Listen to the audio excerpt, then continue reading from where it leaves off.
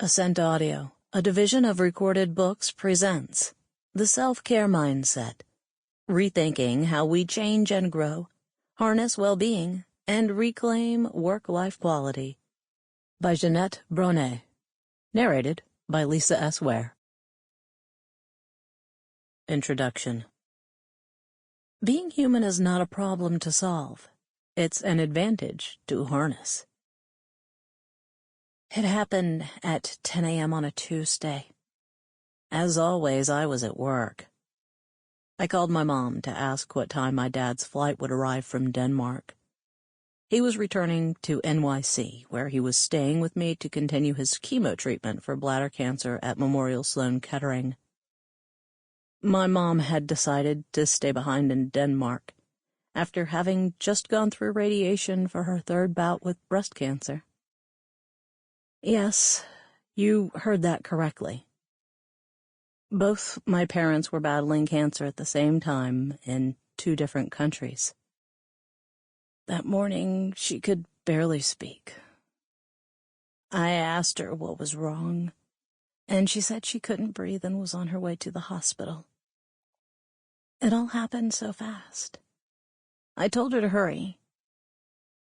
When the call came an hour later, notifying me that she had died in the ambulance at 11:05 a.m., I finished my work, told my team I'd be gone for a few days, and went home to prepare to tell my dad about her passing.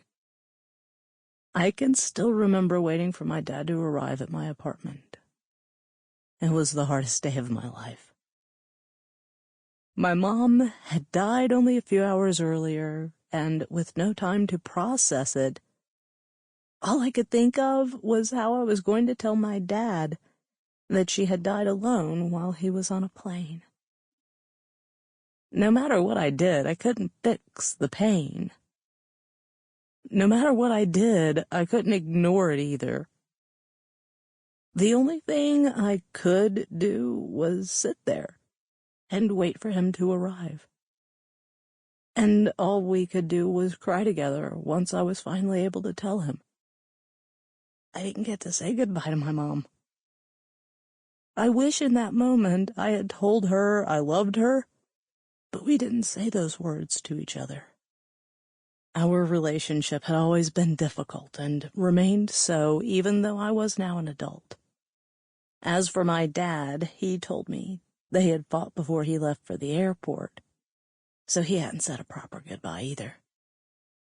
Had I known then what I know now, I would have paused and taken time away from my fast-paced fashion executive job when my mom asked me to meet for lunch or go Christmas shopping with her. I would have taken time off to go back to Denmark and be with her during her treatment. I would have said no to being available 24/7 for business phone calls during dinner with my parents. I would have thanked my mom for ensuring my home was taken care of while I was at work and the 2 of them awaited their next treatment cycle. I would have. I could have. I should have. We don't have to accept the way things are. Throughout our early years, we gather beliefs about who we are and what is expected of us while telling ourselves many stories to try to navigate our lives. The problem is that until much later in life, rather than question these beliefs and stories we are told, we tend to accept them as the way things are and the way we should be. Early on, I was trained to believe that my emotions were an inconvenience, and it was best to keep my feelings and tears to myself. It ran in the family. My grandfather, a big, burly man who had little time for emotions, was a butcher in Denmark. My great-grandfather was similar to my grandfather, except he was a blacksmith. Growing up, they were my image of what it meant to be resilient. And little me believed that to get through life, I had to be tough like them. I felt isolated as a kid and was bullied in school. It made me an angry teenager who acted tough to show I didn't care what other people thought about me. Family life was equally disconnected, including several suicide attempts by my mother when I was a teenager, which she would sometimes blame on me for not being a nice and caring daughter. She was bipolar but refused treatment because she thought that meant she would be considered insane. As a teenager, I felt responsible for her moods and behavior, and as I progressed into adulthood, I continued to put up a front to ignore the impact of her mental illness. I was what I thought it meant to be tough and resilient, at home, in life, and at work. Like so many people, my reality was that I had a lot of ideas about what my life should be like, and who I was supposed to be. I adopted different personalities for the simple fact that I wanted to be someone I wasn't, and I was hiding my sensitive side. This mindset stuck as I advanced in my career. I worked 24/7 and pushed through the challenges by sucking it up and keeping my emotions under wraps to reach my professional goals and what I thought my peers expected of me. The closest I got to any resemblance of self-care was taking a little time for lunch, which meant eating at my desk while working and downing coffee to stay awake and energized enough to feel an ounce of motivation. Unfortunately, I'm not alone in feeling or acting this way. Society has taught us that we have to be focused and resilient to perform at our best. We can't waste times on things that are not related to work, and we believe that expressing our emotions means being overly sensitive, which is often viewed as a weakness. We think showing emotion is opening ourselves to being vulnerable, leaving us open to attacks, and at times being shamed, or leaving us feeling ashamed for having emotions in the first place. For me, though, accepting the way things are, or at least how I envisioned them in my head, came to a full stop the day my mom died, and my father received a terminal diagnosis the same year. The painful wake-up call. My dad and I sat together at the doctor's office as we were told that there was nothing left they could do for his cancer, and that he only had a few weeks to live. My journey of self-care and definition of what it means to be resilient changed forever over the months that I was the caregiver for my dad as he approached the end of his life. Our conversations transformed me. They were a gift. It was the most difficult and also the most beautiful time of my life. I learned how to be vulnerable and talk about my emotions in a whole new way. We both did. We reminisced about our good times and our most cherished memories, while also talking about our past intentions and how we interpreted each other's actions. For example, for 40 years, I never thought we'd actually hugged before and physically embraced in a loving way. I viewed him patting my shoulders when we hugged as him telling me that enough was enough, when in reality, he was trying to convey I was enough, and he loved me. Prior to these conversations, I thought resilience was to ignore my feelings. But this time with my dad opened my eyes to the power of using my feelings as information to cultivate connection and communicate in a way that allowed me not only to understand myself better, but also others. For those 5 months, we talked about life choices, work, ambitions, goals, regrets, what we care about, what matters in the end, and what it means to love. As a result, I started asking myself a lot of questions. Questions my dad had taught me to ask that allowed for more curiosity, clarity, and courage to emerge. He always told me that the most important skill in life is to learn to listen. Truly listen. This is especially true when listening to what we don't say, because that's how we start to listen with our heart. I really love this message, and I began practicing it after my parents' deaths. It has changed my life. I wanted to be of service, and I wanted to do work that matters to both me and to others. During this process, for the first time in my life, I really dug into myself by asking questions like, how do I want to spend my days? What would work-life quality look like for me? What is something I would love doing for years to come?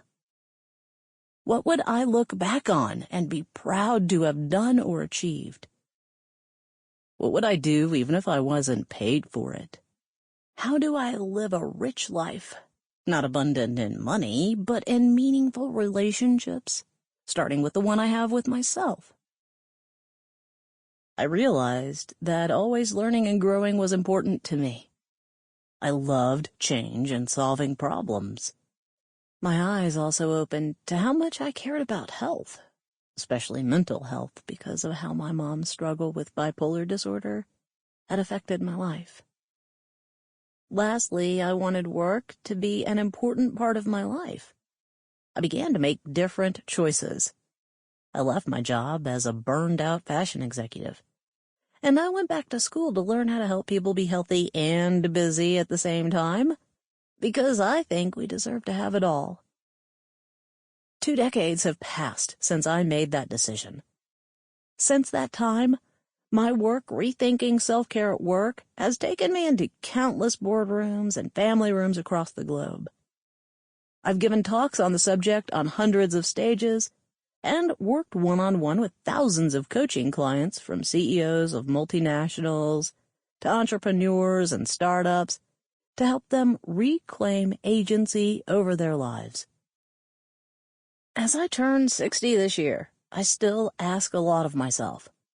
I keep using my own tools to stay curious and to keep learning what I need so that I can keep growing and be at my best as I age. I often thank my body for being good to me, as we've become a good team and thoughtful of each other. Minus a few wrinkles and back kinks, today I feel better than I did in my 30s when I was fighting against myself to work harder. I'm no longer willing to choose between my career, my friends, and my health. I want it all. And I need self-care for that. We all do. But in order for self-care to work better for us, we need to unlearn, rethink, and redefine self-care in our new and constantly changing world. Rethinking self-care. Before we dive in, I want to be clear that this is not a book of answers, but rather a book of questions. We each need to uncover and define what works best for us on our individual journeys.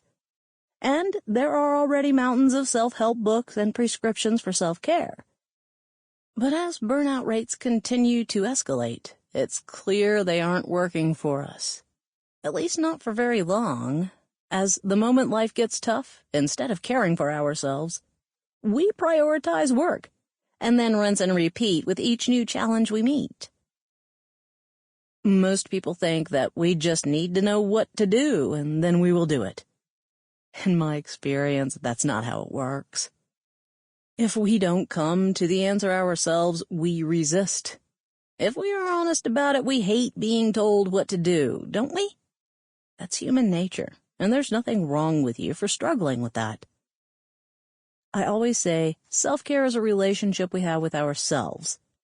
And for that relationship to be a healthy one, we need to have healthy conversations with ourselves. We need to be curious and kind, and we need to learn to listen better before we respond. After all, being human isn't a problem to solve. It's an advantage to harness. Think, engage, act. We have 3 core relationships: the one we have with ourselves, the one we have with others, and the one we have with work, which all overlap with our physical, emotional, and mental well-being. In the chapters that follow, we are going to explore how these three core aspects of self and our lives interconnect as how we think, engage, and act. The key is that we learn to connect and communicate better with ourselves and each other, to ultimately collaborate better by having the tools to be whole humans at work, at home, and on the go. It is time we stop thinking of ourselves as not good enough, not doing enough, and that we are a problem to solve. Let's take reality by the horns and instead create a better work-life quality so that we can be who we are meant to be. To kick things off, in Part 1, we will challenge the way we think about self-care. We will explore what we believe about self-care and how it might be what gets in the way of us actually doing self-care. We will also explore how the body and mind work under stress, and what we need to rethink the way we function to better harness our human advantage. We will be introduced to a tool I developed called Power Pause, which we will be turning to throughout the book, as it's the foundation for helping us reclaim agency to connect, communicate, and collaborate better with ourselves and others. In Part 2, we move into the engage aspect of the book. This is where we learn the C.A.R.E framework, which consists of self-communication, self-awareness, self-responsibility, and self-expression. I have developed this framework over the years of working with people one-on-one, using different tools that I learned partly through studying and getting certified in using different modalities, and partly through learning how to overcome challenges in my own life. We will also explore how to cultivate tools to navigate the realities of stress and face the FUD, fear, uncertainty, and doubt in the workplace to not just get through life feeling less beat up by it, but rather learning how to use it in a productive, care-driven way. We have to stop waiting for things to change, and instead change how we deal with what is to create the change we want to see. That's what Part 3, ACT, is about. We will pull together the learnings from the previous 2 parts to harness our choices, behaviors, and actions. We will dig into another framework I developed called AAA, Acknowledge, Accept, Ask, to build our resilience and learn tools to make better and faster decisions to truly harness what it means to be a whole human at work. You will see how everything is interconnected, and everything is a relationship, and how the key to our well-being is to make all our relationships work better for us. The future of work demands something different from us. And let's face it, we want something different from the future of work, too. Instead of being a place that burns us out, what if work was a place that feeds, fuels, helps us grow, and live better lives?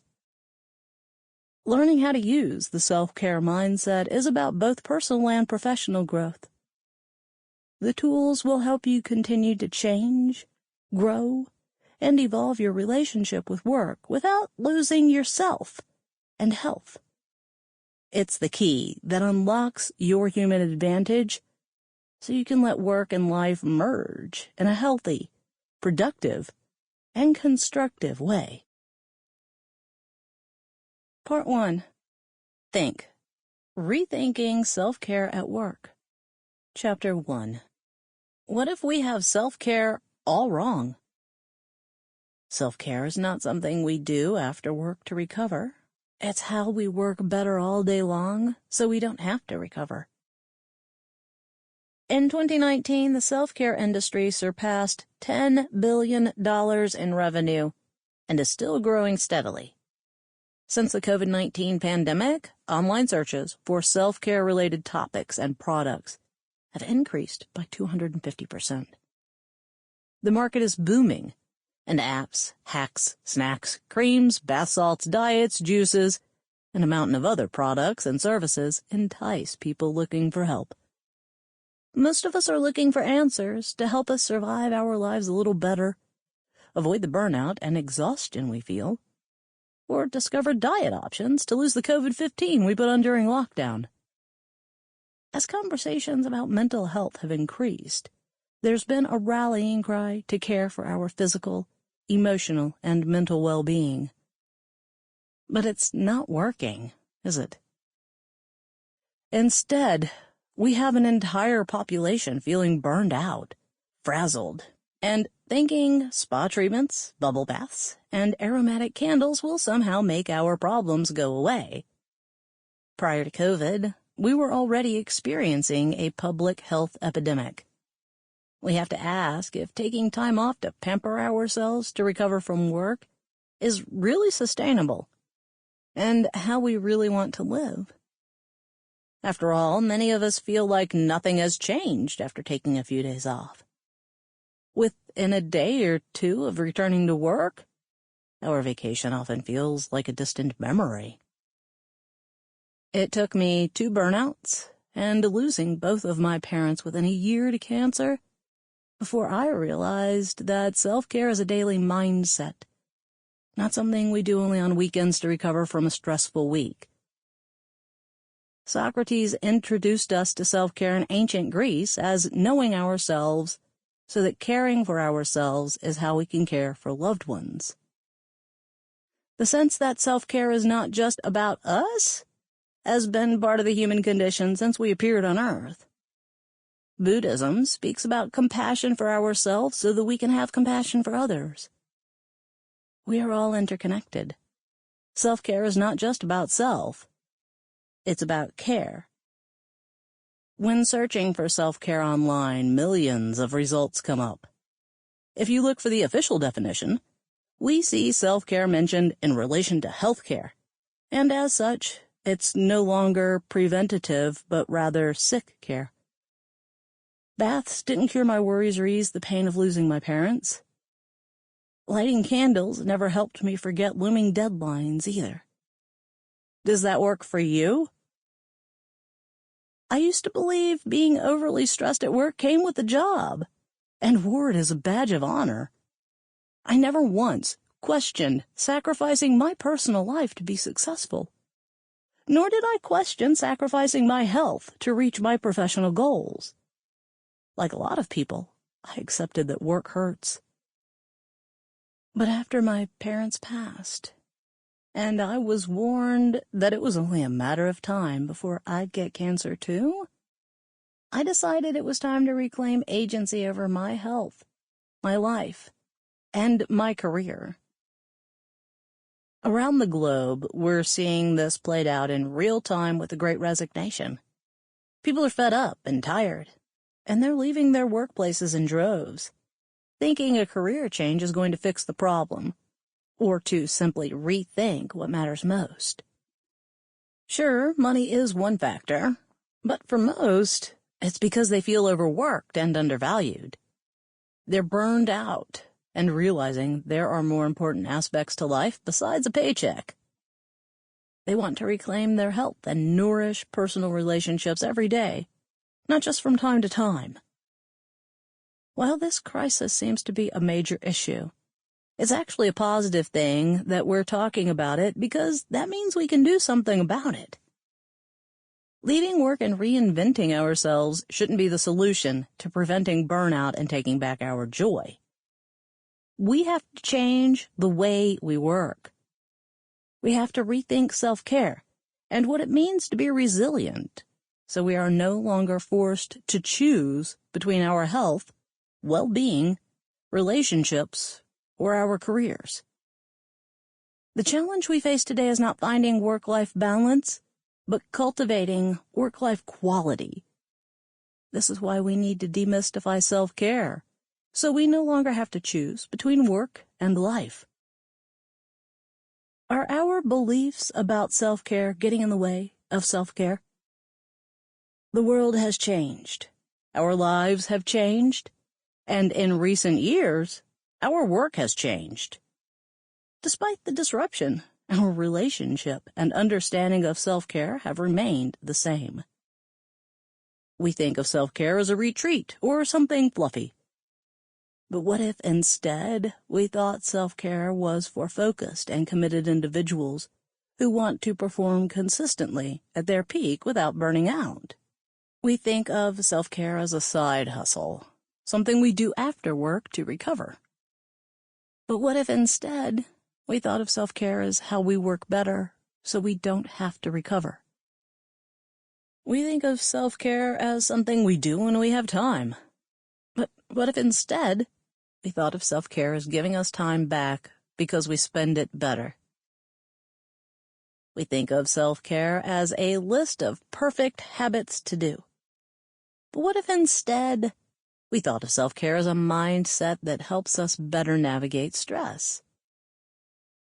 We think of self-care as something we do alone. But what if instead we thought of self-care as the key to building a better and healthier culture? On and on these paradoxes go. On top of this, we think the cure for burnout is taking time off, and our emotions should be hidden or suppressed. But we don't just burn out from working too much. We burn out from worrying too much. And our emotions are the last thing we should ignore, as they are what defines us as human beings, and are the doorway to cultivating connection, communication, and collaboration. When you look at these paradoxes and misconceptions surrounding self-care and burnout, isn't it clear why self-care isn't working for us? In fact, people think of self-care as a luxury for those with money and time to spare. So no wonder it doesn't help us during stressful events. Or we assume self-care is selfish. In reality, self-care is about asking better questions so that we can know ourselves better, which is something we all need because we are all human beings, and we don't come with a one-size-fits-all manual. Consider that we haven't rethought how we work since the Industrial Revolution. Back then, people began working feverishly to compete with machines. Not much has changed, has it? We're still trying to keep up with the speed of technology and hack time by abandoning our humanity, while leaving behind our self-care the moment we get busy. Even when we're not working, we live in a culture that praises constant activity and our quest to do more, be more, and achieve more. It's no surprise that we think of self-care as something we do. But it's not something we do. It's who we are. Self-care is not about fixing ourselves. It's about finding our way back home to ourselves. Rethinking our 3 core relationships. We have 3 core relationships: the one we have with ourselves, the one we have with others, and the one we have with work. Traditionally, we separate these 3 relationships, juggle them, and do our best to prioritize them. But in our new world, the lines between these relationships have evaporated and are bleeding into each other like never before. No matter how we spin it, when times get tough, most of us put our work first, personal relationships second, and if we're lucky, lastly, maybe spend some time on ourselves. By continually placing ourselves last, though, we won't solve the current burnout crisis. Think about it. While we may like, clap, or leave supportive comments on LinkedIn when someone says, "I'm taking a self-care day," the reality remains that nothing is changing, and it certainly won't improve if we keep thinking of self-care as time off. What's happening here? How did we end up this way?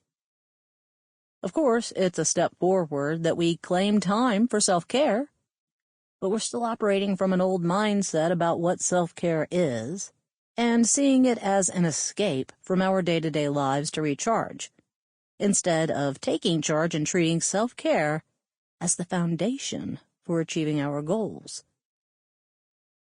What we need to recognize is that no matter how hard we try to separate ourselves from our tasks and relationships, we are not separate. We as individuals, are at the core of all our relationships, and this affects all aspects of our Sample complete.